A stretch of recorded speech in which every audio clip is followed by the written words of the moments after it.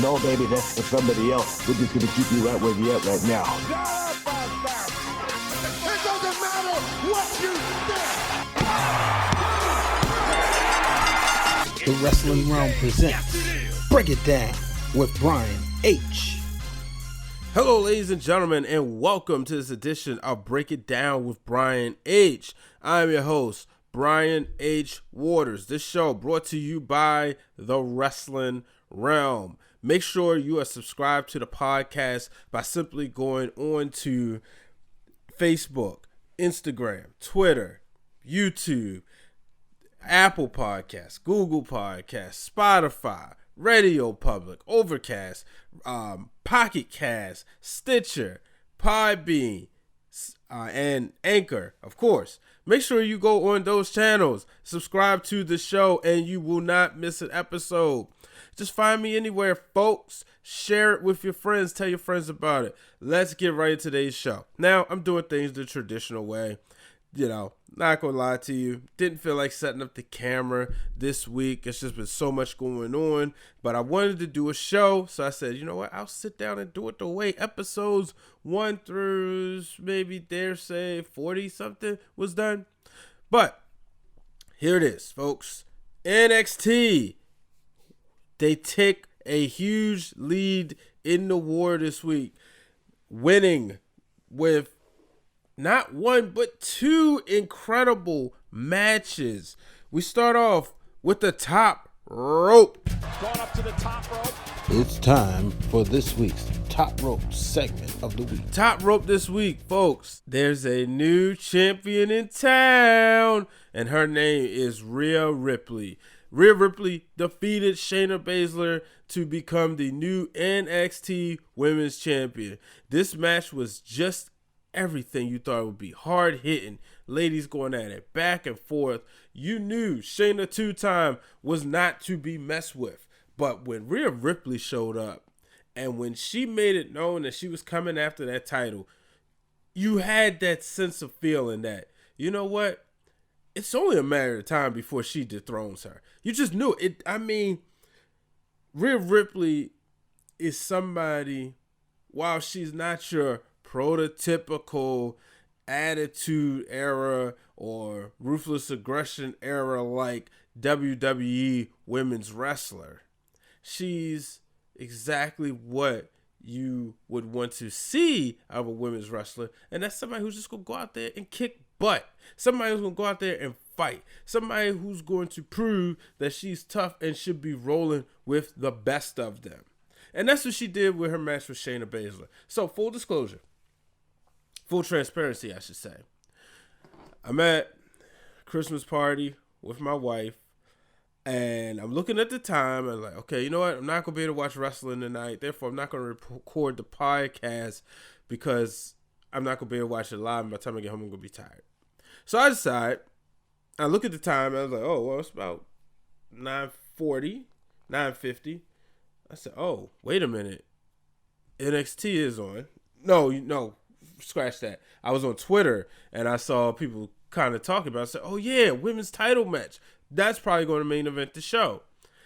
And from that moment, I turned it on, and I was hooked. I saw Shayna Baszler, having the Dragon Sleeper or whatever her finisher is, or the Cobra Clutch, whatever. And I said, you know what? Rhea Ripley's too tough. She's too tough. She's getting out of this. And sure enough, she did. And, in the end, she won the title. And I just thought this was great. It was everything that I was waiting to see, everything I thought it should be. And she's somebody who is going to be a true representation for the women's division of NXT. But here's another thing. I'm glad that WWE, or in this case NXT, didn't overbook themselves. Didn't do something like, you know what, we're not going to put the title on her because it's so obvious that she's going to win the title. Sometimes you just got to go with it. You think back, Rhea Ripley dominated Survivor Series weekend with a win on SmackDown, a win in essentially a handicap situation at TakeOver War Games, and then a win at the Survivor Series. She proved she should be champion. And that's what I like, the way it was put together. Bully Ray said on Busted Open Radio, this is how you get somebody over. And I was just a huge fan. I'd said weeks ago that if Shayna did not lose the title to Rhea Ripley, it was going to be a disappointment. And thank you, WWE, for not disappointing me. But sticking with NXT, like I said, they was victorious this week, having more than 100,000 more viewers than AEW Dynamite. We saw Adam Cole and Finn Balor open up the show. So when I got home, I turned this match on. I was like, let me just turn on NXT. Let's see what. And I saw this is the first match, NXT World Championship. And I was like, oh boy. So I knew it. Automatically knew these guys was going to put on a show. I've seen their match. I can't remember what promotion it was, whether it's PWG or exactly which promotion it was. But I've seen these two wrestle before in a non-WWE ring. So I already knew I was going to get a good match. But the storytelling here, the story was the return of Johnny Gargano.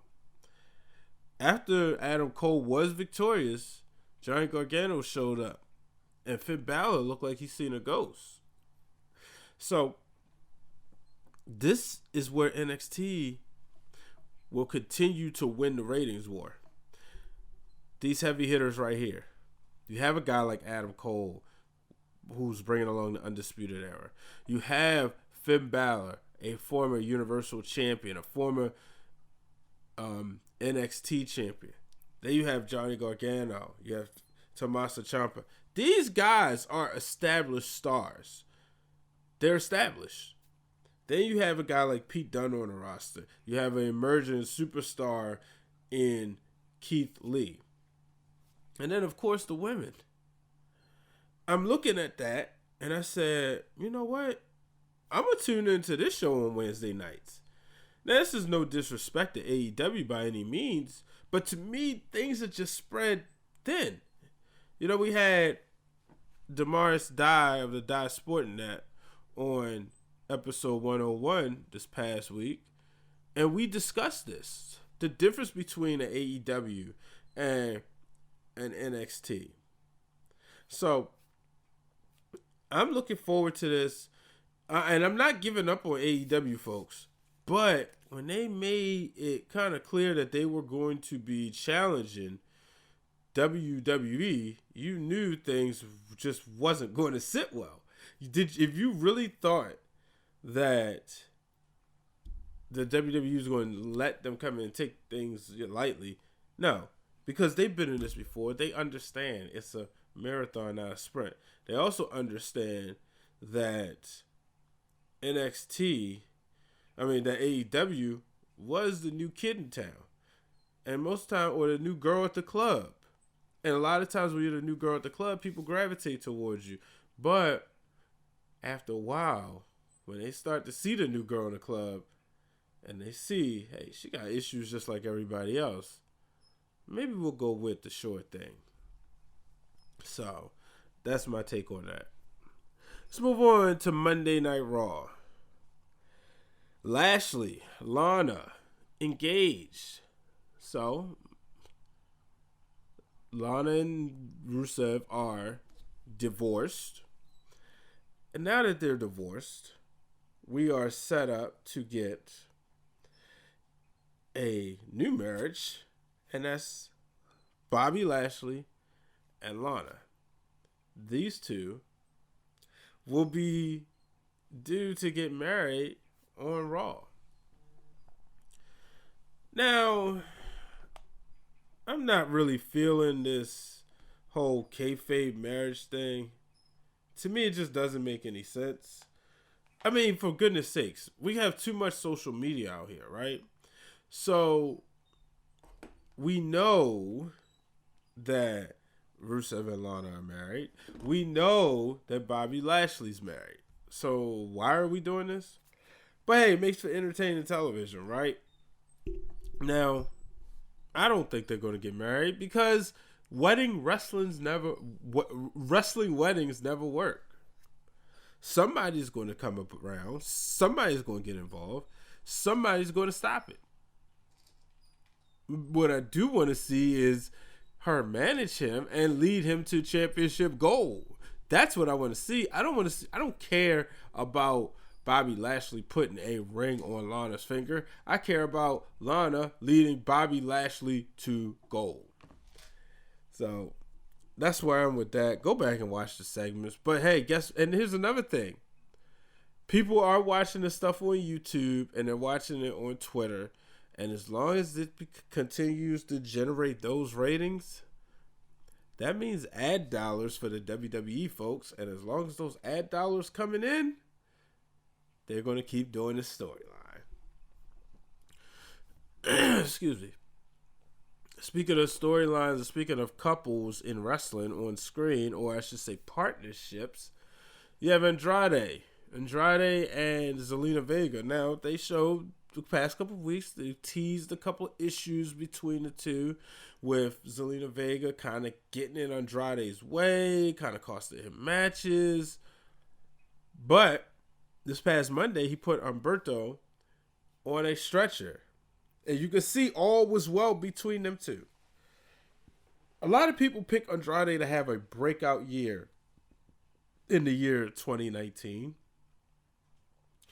But I would like to think 2020, he's going to have a better year. I would like to believe that by the time December 2020 rolls around, Andrade would be getting ready to be in the championship picture, where it's just so obvious.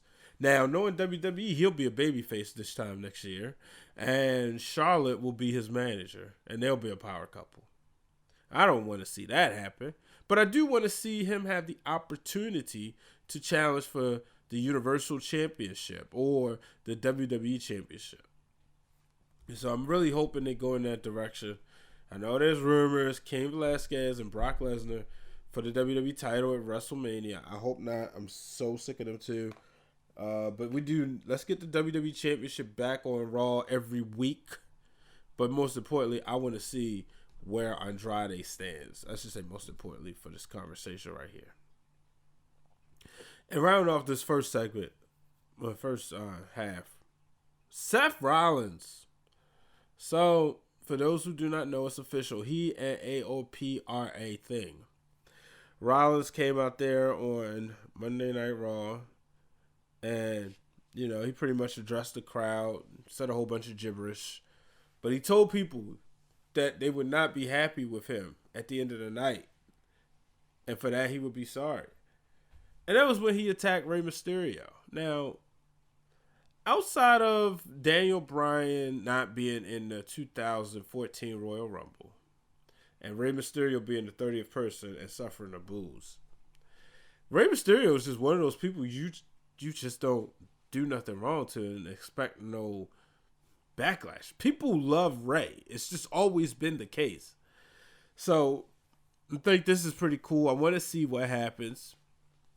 It's a great way to get Seth over as a heel, but I don't think he needs help. I think he's a natural heel. We don't want to root for him. We don't want to see Seth Rollins do the right thing. It's just it is what it is, folks.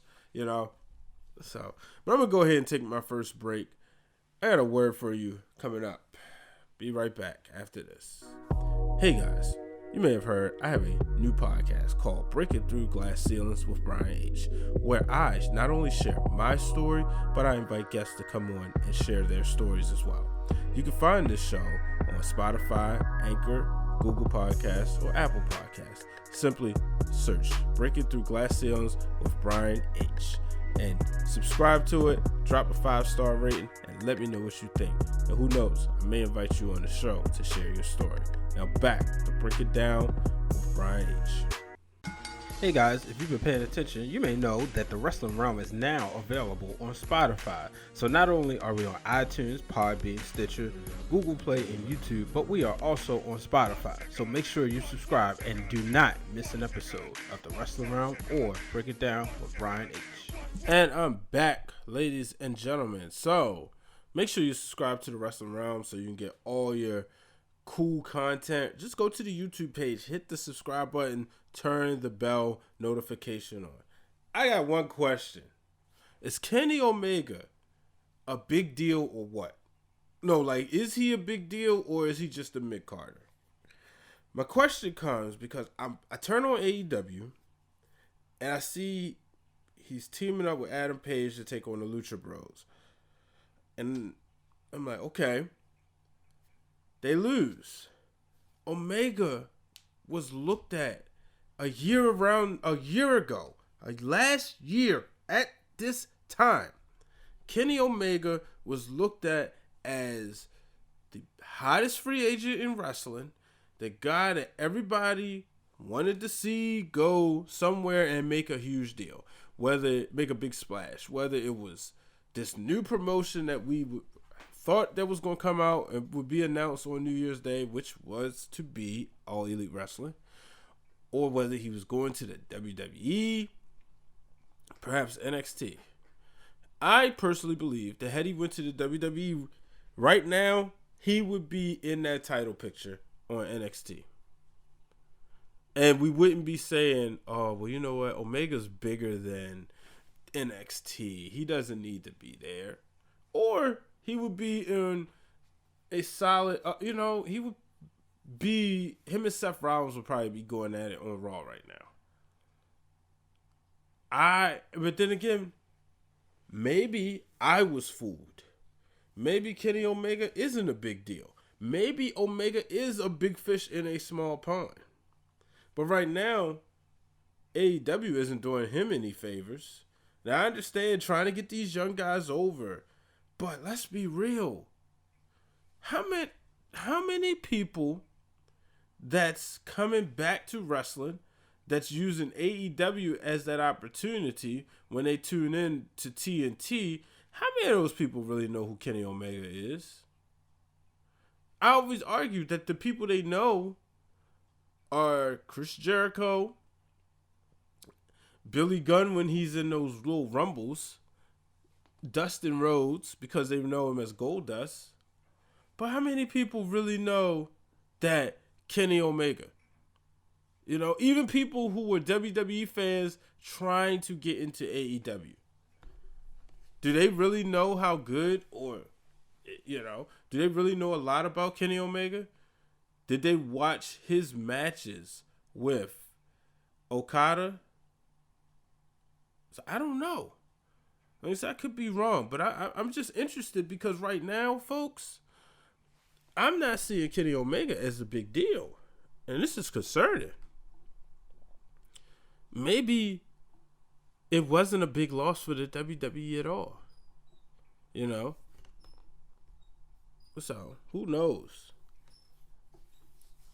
Chris Jericho, he's out there doing this thing. But, I don't know. I would like to see him I would like to see Jericho dethroned from the AEW World Championship by I wanted to call him Dean Ambrose, Jon Moxley. But I'm not sure that's going to happen. I just look at it like, okay, so he's beefing with Jungle Boy right now. And why isn't Ambrose there? Moxley there? I don't know why I keep calling him Ambrose. But yeah, why isn't Moxley there? So these are the reasons that currently AEW is behind in the ranks. But speaking of Omega, him and Adam Page teamed up. They lost. They had a little issue. But then, as it looked like they were about to square off, Pac, or maybe they call him Pac. We'll call him Pac because that's what they call him on TV. But I'm probably wrong because they're probably wrong. But Pac closed the door and beat up Michael Nakazawa, who's Omega's best friend. Or we believe that he beat him up. It was a setup. But maybe they're going to do this thing when Nakazawa turns on Omega. Yeah, that's going to put butts in the seats. Look, I don't hate AEW. Don't get me wrong. As a matter of fact, I'm watching it right now. But they told us we were getting competition. They told us we were getting an alternative product.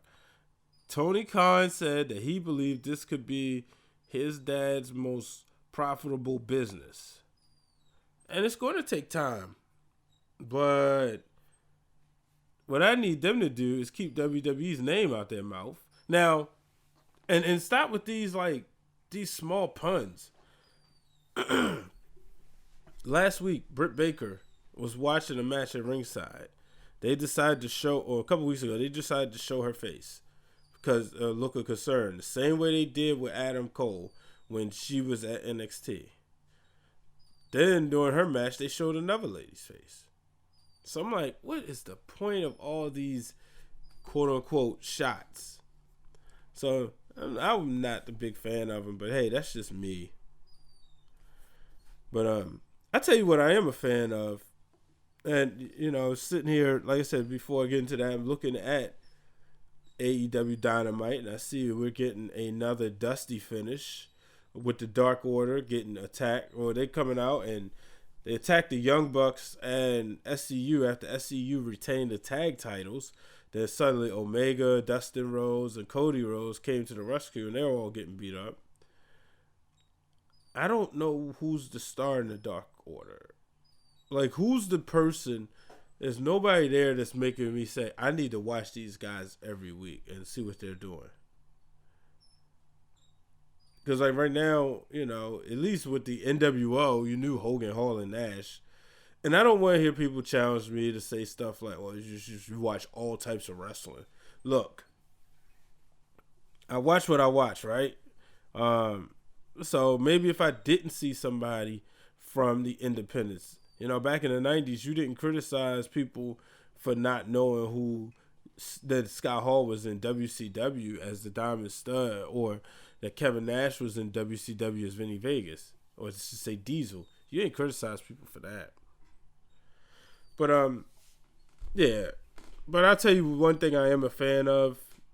That's Brandi Rhodes and Kong and the Nightmare Collective. Now, I actually like how they're taking snippets of these ladies' hair, or track in some cases, or hair extensions, whatever you want to call it. I like how they're doing that and using it as an opportunity they're using it as, I should say, trophies, as they walk around with all these pieces of hair.